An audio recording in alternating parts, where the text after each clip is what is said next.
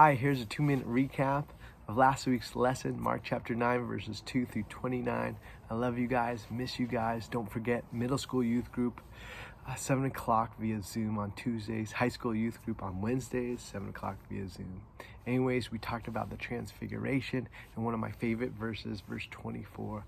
So you got a mountaintop scene and a valley scene, and I love those mountaintop experiences where it's this taste of heaven, the sweet time with Jesus, worshiping him, hearing from him, and a lot of times for me it's with other believers, but it doesn't last. I gotta go down in the valleys because that's where our faith grows.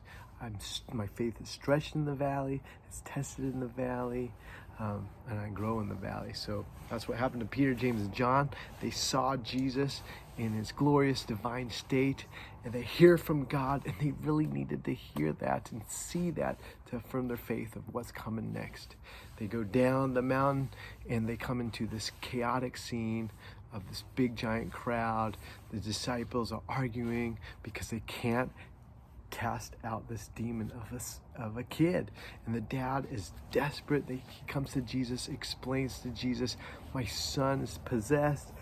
The demon has been trying to destroy him since childhood, and if you can help me, have compassion and help me.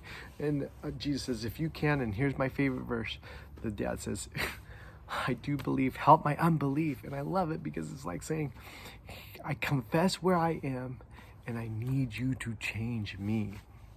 So then Jesus heals the boy. The disciples ask, why couldn't we do this? And Jesus says, this one comes out by prayer. And it's a reminder to me that I still have to rely on God. Just because my old tricks and my old ways worked in the past, I need to rely on Jesus Christ. And isn't that part of growth? I'm always learning, always changing, needing to still depend on him. All right, God bless.